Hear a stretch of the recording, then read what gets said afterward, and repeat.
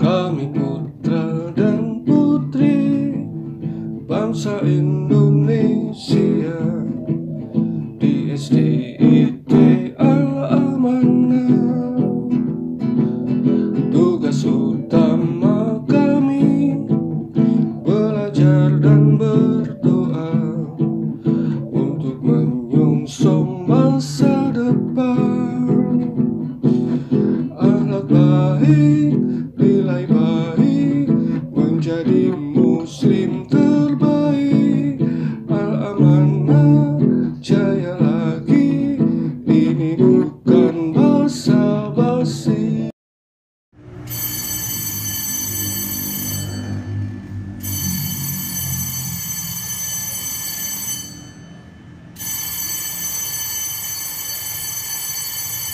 Assalamualaikum warahmatullahi wabarakatuh.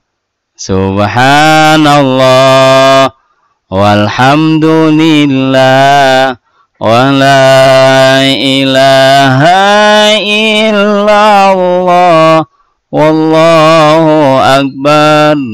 La haula wa la quwwata illa billahil aliyil azim. Subhanallah walhamdulillah wa la ilaha illallah wallahu akbar. La haula wa la quwwata illa billahil aliyil azim. Kita harus selalu minta pada Allah, anak. Alhamdulillah Allah telah berikan kita kesehatan dan keafiatan. Buktinya kita bisa dan dapat belajar pada kali ini. Semoga ilmu yang kita pelajari yang Allah berikan bermanfaat, menghasilkan akhlak yang mulia dan juga adab yang dicintai oleh Allah, Rasulnya, dan orang tua dan lingkungan kita. Amin ya robbal alamin. Baik, alhamdulillah anak nih, kita sudah masuk di tema 3, subtema 4, tugasku dalam kehidupan sosial, pembelajaran ke-6. Pasti yang terakhir nih ya. Baik, yuk tepuk semangat dulu ya. Tepuk semangat.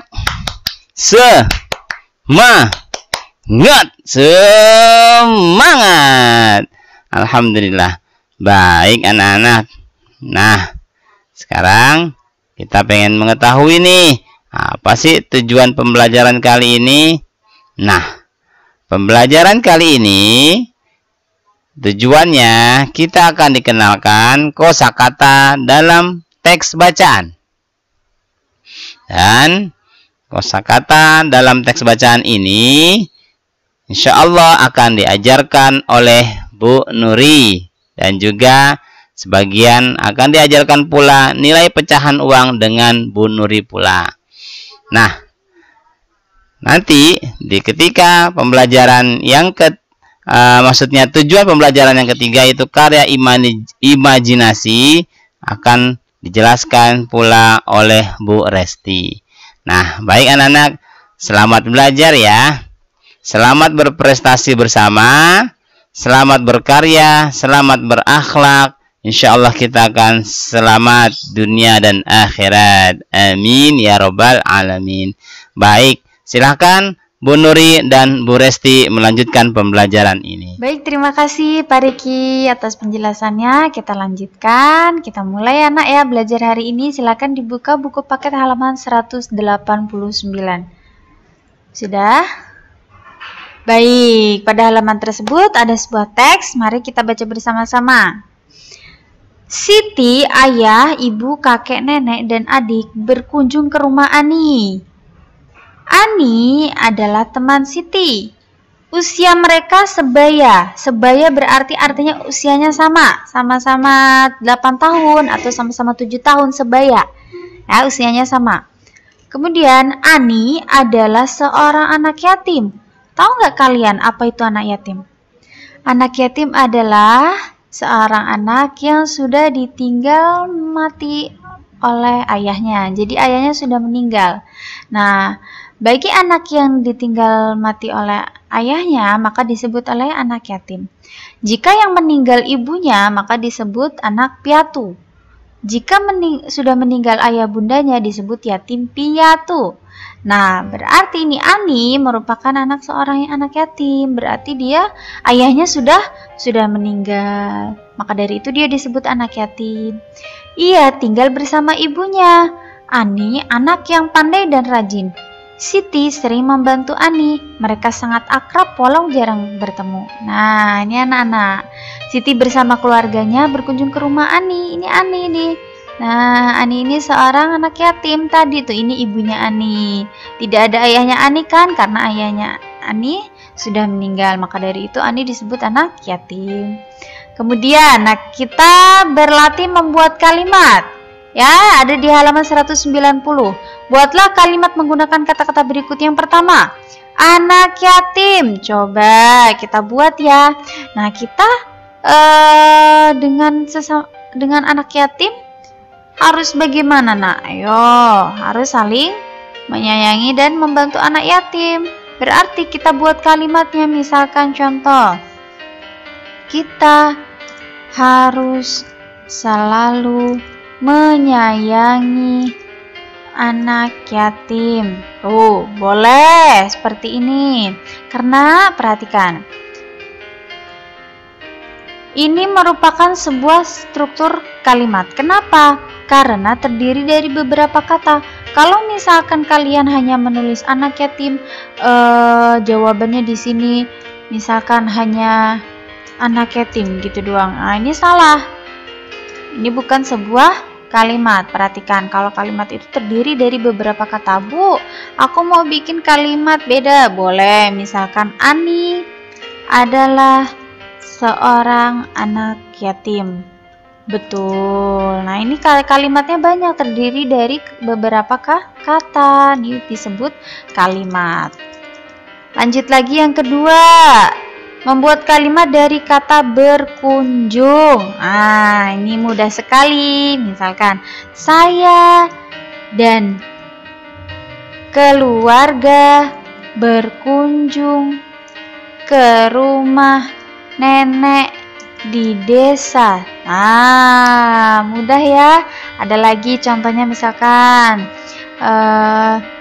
aku dan Ani berkunjung ke rumah teman yang sedang sakit.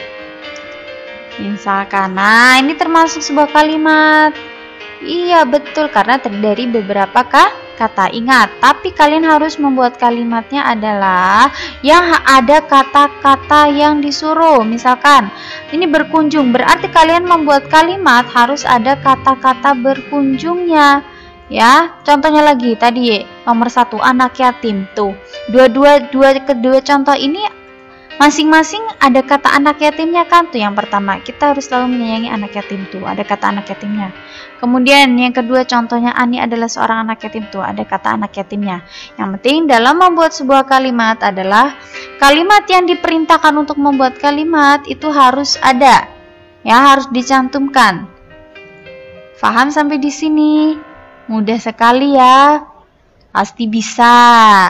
Nah, selanjutnya akan dijelaskan oleh Bu Resti. Silakan Bu Resti. Assalamualaikum warahmatullahi wabarakatuh. Masih semangat anak-anak untuk mendengarkan videonya? Masih dong ya.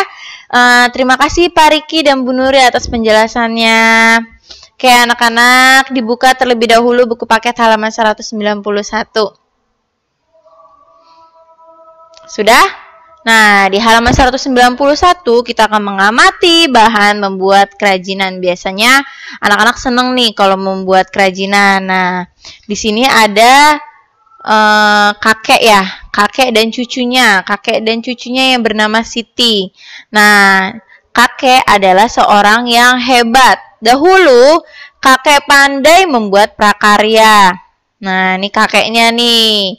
Dari kakek, Siti belajar membuat tempat pensil dari bahan bekas. Nah, bahan bekas, barang bekas, barang-barang apa aja, Bu? Nah, barang bekas itu barang-barang yang sudah tidak terpakai, ya.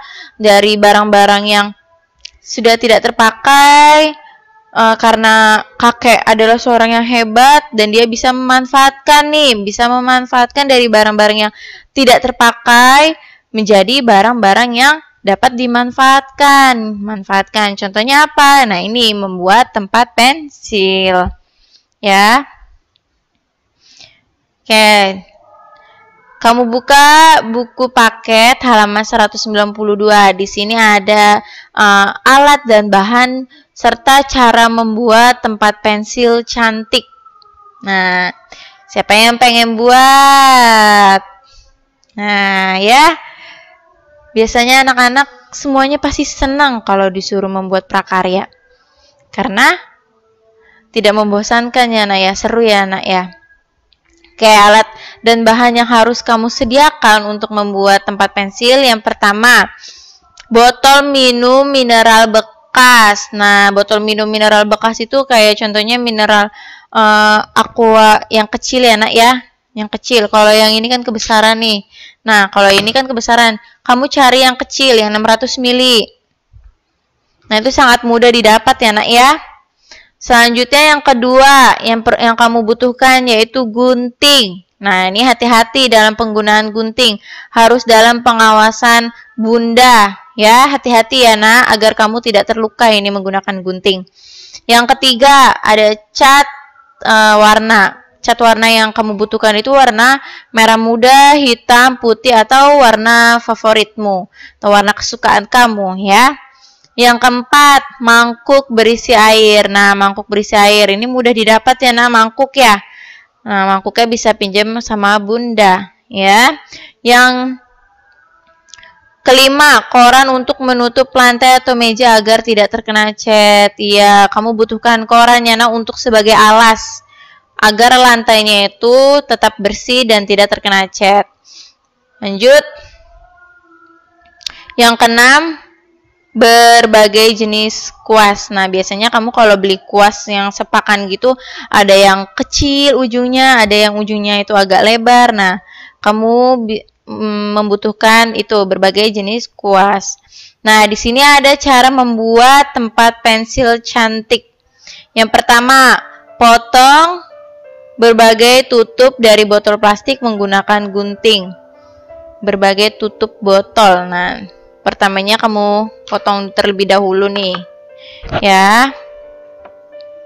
Lalu yang kedua, lapisi seluruh bagian dengan cat warna putih. Lalu biarkan kering. Setelah digunting, botolnya dicat berwarna putih. Lalu diamkan terlebih dahulu biar kering. Yang ketiga, setelah lapisan cat putih kering, buat gambar kesukaanmu. Nah, jika botolnya sudah dicat warna putih dan sudah kering, kamu boleh menggambar. Boleh gambar binatang, boleh juga gambar pegunungan, laut, kapal, apapun gambar kesukaanmu. Ya, bebas ya, Nak, gambarnya sesuai dengan kreasi kamu atau ide kamu. Nah, yang keempat, warnailah gambar yang kamu sukai itu dengan warna cat kesukaanmu. Nah, setelah itu warnai gambarnya. Ya, diwarnai menggunakan cat warna kesukaanmu. Yang kelima, jemur botol hingga kering. Tempat pensil sudah siap digunakan. Nah, gambarnya mungkin ditempelin ke jadi botolnya kan sudah kering nih, cat warna putih. Nanti kan gambar kamu sudah diwarnai ya, Nak ya. Itu nanti ditempelin ke gini, ditempelin ke botol ya, sehingga gambar kamu tuh nempel ke botol. Ya nak ya. Lalu jemur botol hingga kering, tempat pensil sudah siap digunakan. Oke, nanti akan Bu Resti kasih videonya ya. Ketika sudah diminta untuk membuatnya, nanti akan ada video tutorialnya agar kamu mudah untuk memahaminya. Oke nak, cukup sampai di sini pembelajaran hari ini. Semoga kamu dapat memahami apa yang sudah disampaikan dan dijelaskan oleh Pak Riki, Bu Nuri maupun Bu Resti. Nah, harus tetap semangat ya nak ya, harus tetap berlatih di rumah ya. Oke, wassalamualaikum warahmatullahi wabarakatuh. Bagaimana pembelajaran hari ini? Semoga kalian bisa memahaminya ya. Amin. Tetap sehat ya. Amin. Mari kita akhiri pembelajaran hari ini dengan mengucapkan hamdalah. Alhamdulillahirabbil alamin.